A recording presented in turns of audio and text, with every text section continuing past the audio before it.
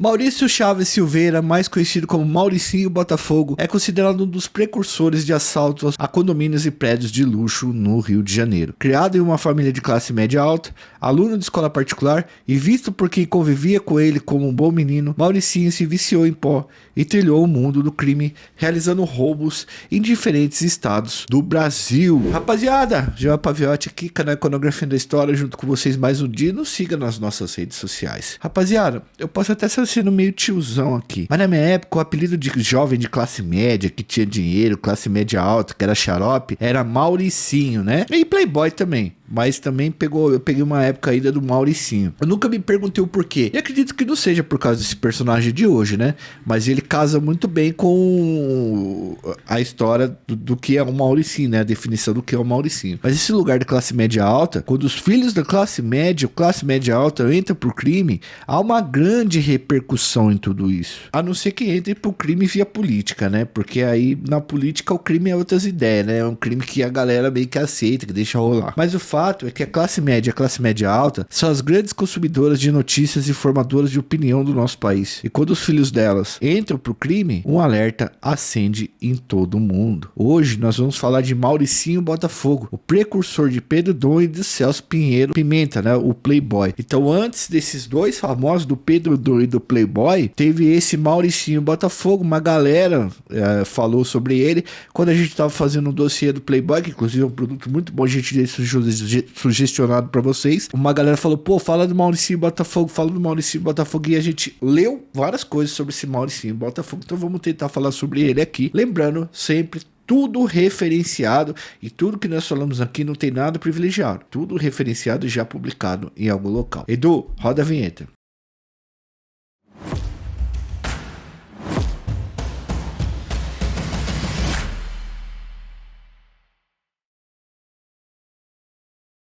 Galera, no artigo Jovens da Classe Média Infratores e a Questão da Autoridade, publicado pela revista Estudos e Pesquisas em Psicologia, as pesquisadoras Samira Safadi Bastos, Elaine Pedreira Rabinovic discutem como se dá o ingresso e a permanência dos jovens de classe média no mundo do crime. Vocês viram aí, né? A gente sempre vai atrás de artigos científicos que possam nos dar um escopo, um alicerce, um amparo de como e do que falar. Hoje a gente pegou esse artigo dos Estudos e Pesquisas em Psicologia, que é uma revista científica famosa, beleza? Então a gente vai tentar discutir a partir desse texto a entrada dos jovens de classe média no mundo do crime, beleza? Segundo essas autoras, adolescentes pertencentes às classes sociais mais baixas, que não tiveram muitas oportunidades formais de desenvolvimento, são considerados mais propensos às influências da criminalidade. A partir dessa visão, os autores questionam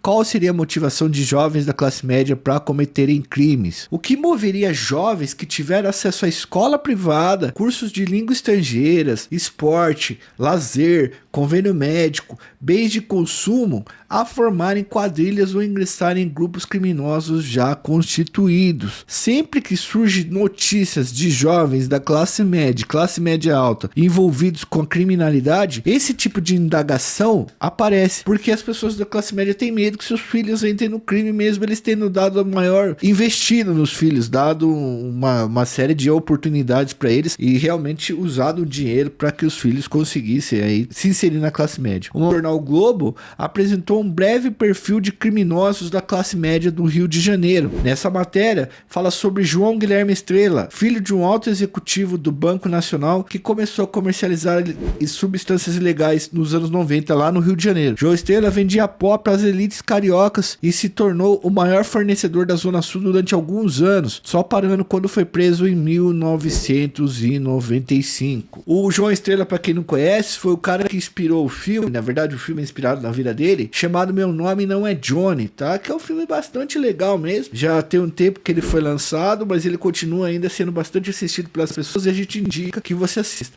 não só indica que você assista, a gente indica também que vocês assistam um vídeo do nosso canal que a gente fala sobre a história do João Estrela aqui. Aí vocês podem estar mais atualizados sobre esse cara. Bom, a matéria também fala sobre o Pedro Machado Lomba Neto, filho de um policial civil aposentado que chefiava uma quadrilha que roubava casas de luxo na zona sul do Rio de Janeiro. Conhecido como Pedro Dom, ele entrou para o crime na adolescência para sustentar a adicção em substâncias ilícitas e acabou perdendo a vida em 2005 em um confronto com a polícia. Tá, a gente já falou aqui da história do Pedro Dom em um vídeo também que a gente vai deixar sugestionado para vocês aqui. Aliás, a história do Pedro Dom vai cruzar com a do personagem sobre o qual vamos falar aqui hoje, o Mauricinho Botafogo. Há quem diga que Dom foi uma espécie de sucessor do nosso personagem de hoje. Vamos então entrar na história do Maurício Chaves Silveira, conhecido como Mauricinho Botafogo. E aí tem uma parte porque é o seguinte, a gente precisa sempre falar do contexto, entender essa situação para depois trazer aqui para vocês como que se deu a história inteira desse personagem. Galera, também quero deixar claro uma coisa aqui para vocês que é interessante. Quando a gente vai falar sobre sujeição criminosa, que é o quê?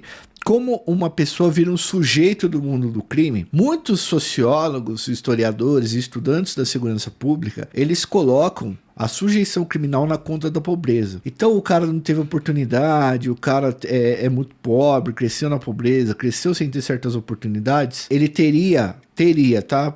Uma certa tendência maior a aceitar oportunidades no mundo do crime. Já na classe média alta, as pessoas têm a impressão de que essas pessoas não têm que se sujeitar ao crime porque tiveram oportunidades. E na verdade não é assim que a coisa funciona. Nós temos políticos que são milionários desde há 200 anos que estão no crime, são os crimes de colarinho branco. Nós temos outras pessoas que estavam na classe média, estão na classe média, que foram criadas na classe média, passam pelo crime. E outra, 99,9% das crianças e adolescentes que nascem na pobreza no Brasil, que é muita gente, seguem o caminho honesto. Então é muito difícil a gente acertar por que uma pessoa vai pro crime. Mas quando o jovem de classe média vai, há toda uma discussão muito forte na sociedade. Bom, o Maurício era filho de um empresário, dono de uma casa de câmbio e de uma agência de turismo. Mauricinho morava em Copacabana. Então, ao mesmo tempo que o pai dele vendia as viagens, o pai dele também fazia o câmbio, tá? Que é a troca do valor do seu dinheiro, do dinheiro do Brasil, pro dinheiro de um outro país que você vai viajar. Então você chega lá com os reais e ele faz a troca em dólar para você. Bom, ele dizia que tinha entrado pro mundo do crime, o Maurício, para sustentar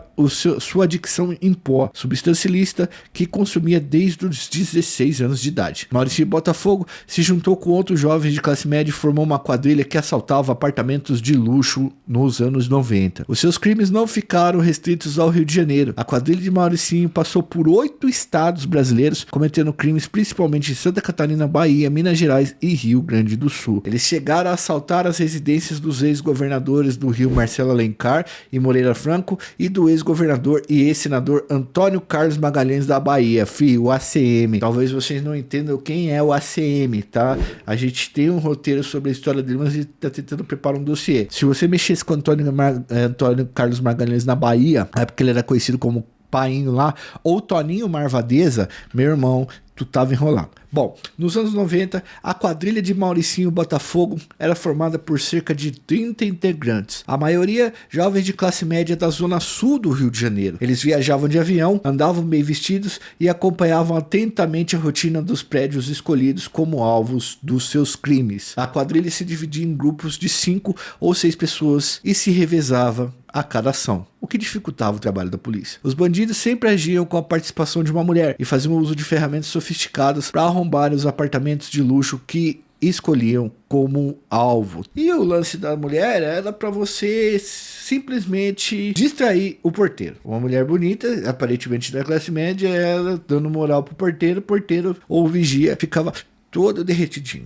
Uma dessas mulheres que atuavam junto com Maurício Botafogo era a ex-namorada dele, tá? Que ficou foragida depois de um assalto em Blumenau, Santa Catarina. Essa moça também teve relacionamento com o Pedro Dom depois que terminou com o Mauricinho. E era o mesmo método. O Mauricinho e o Pedro Dom sempre faziam isso. Usavam dessa mulher para fazer distração para poder entrar. E como eles eram parecidos com os jovens que moravam nesses apartamentos de luxo, da feição, né?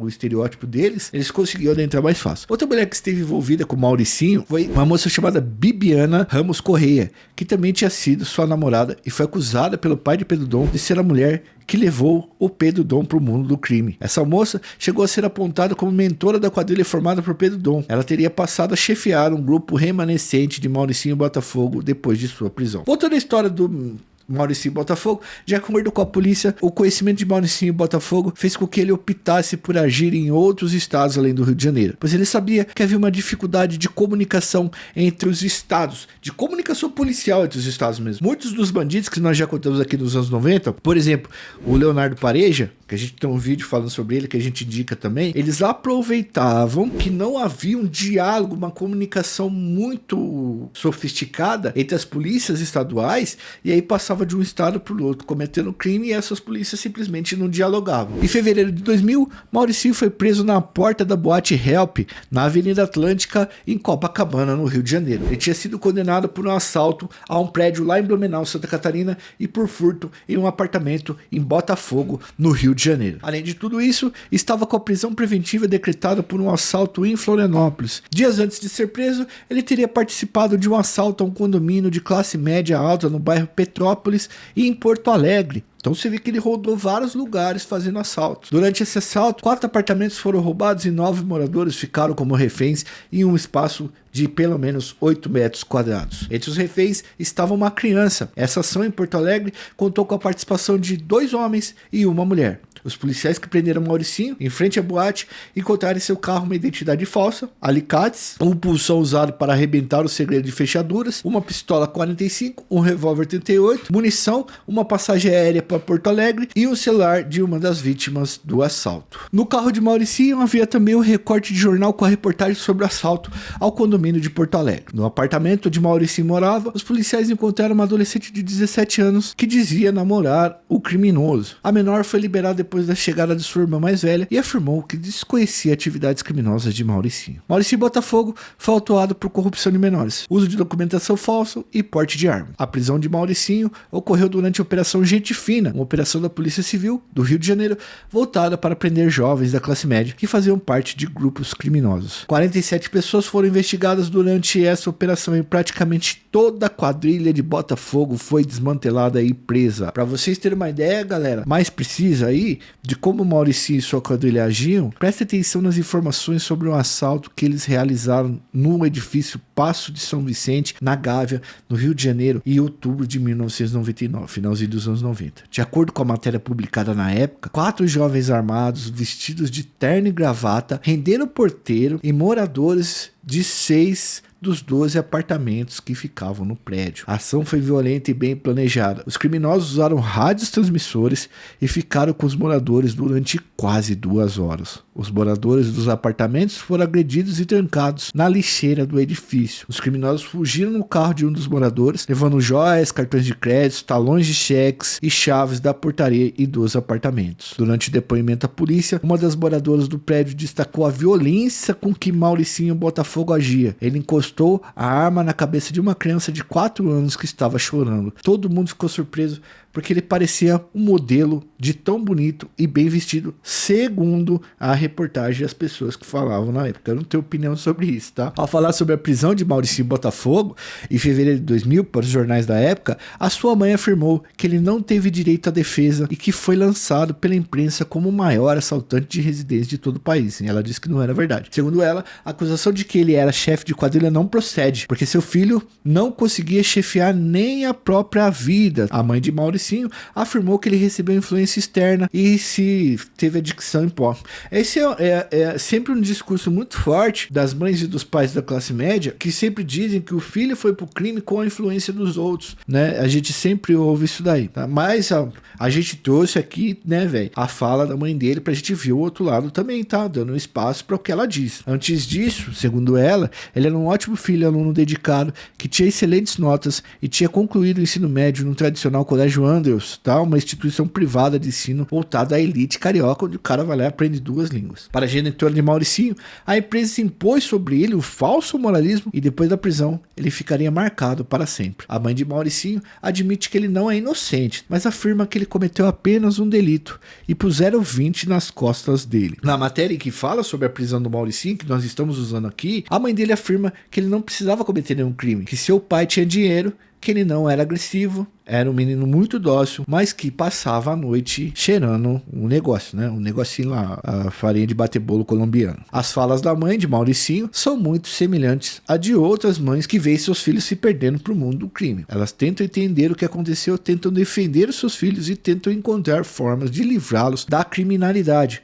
Essas mulheres normalmente não abandonam os seus filhos e seguem lutando por eles, mesmo depois da prisão. Mas se você acha que a trajetória do Mauricinho no mundo do crime acabou com a prisão, causou tanta dor para a mãe dele, você vai perceber que está enganado. Deve ser duro para uma mãe tentar justificar, ou ter que justificar porque o filho cometeu um crime, né, em determinado momento. Porque a mãe e o pai acabam se sentindo muitas vezes que faltou alguma coisa na educação que eles deram, né? Mas nem sempre é assim, tá, pessoal? Mauricinho foi condenado a 60 anos de prisão por crimes como roubo, extorsão e o famigerado extorsão mediante sequestro, que é um crime com bastante pena. Quando foi colocado em regime semiaberto em 2011, Mauricinho aproveitou para fugir do complexo de Jericinó em Bangu e ele ficou foragido até fevereiro de 2013, quando foi preso em um sítio em Itatiaia, no distrito de Penedo. Depois da fuga, Mauricinho Botafogo se tornou chefe de uma quadrilha que realizava sequestros no sul fluminense desde 2011, segundo a polícia, a justiça e nossas investigações aqui em matérias de jornais. 2011, que foi o ano que ele fugiu do presídio.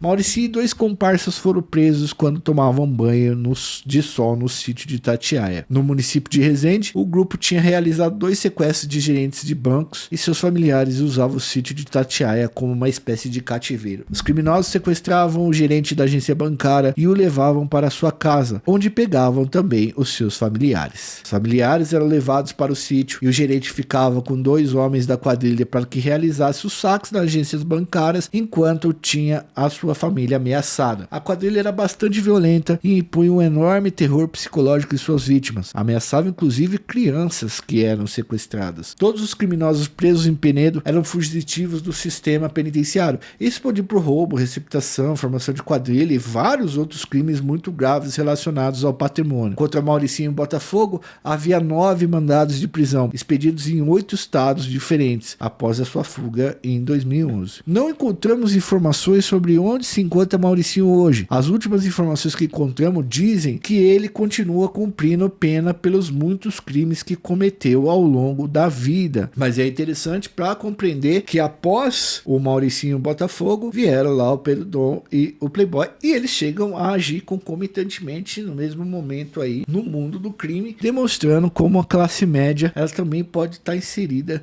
nesse crime, nesses crimes mais graves aí, fora inclusive do colarinho branco. Beleza, galera? Bom, eu peço que você, se possível, deixe seu like, se inscreva no canal e ative o sininho. São 3 coisas que vocês precisam fazer para nos ajudar aqui aos nossos vídeos irem para frente e a gente conseguir cada vez mais visualizações e dessa forma conseguir alimentar e sustentar o canal financeiramente e com conteúdos. E se possível, ajude a gente no Apoia-se. O Apoia-se, a partir de R$2, vocês assinam ali o Apoia-se e você já tem conteúdos exclusivos para vocês toda sexta-feira que a gente está publicando. Além desses conteúdos exclusivos, você tem a consciência de que está nos ajudando a manter todo esse cenário aqui, pois muitos dos temas que nós trabalhamos aqui, eles sofrem restrição de monetização, então isso ajuda muito no nosso trabalho. E se possível, faz um Pix, valeu, e vire membro do nosso canal através da plataforma, se você quiser ajudar mais ainda. Forte abraço a todos, fui, valeu, até uma próxima.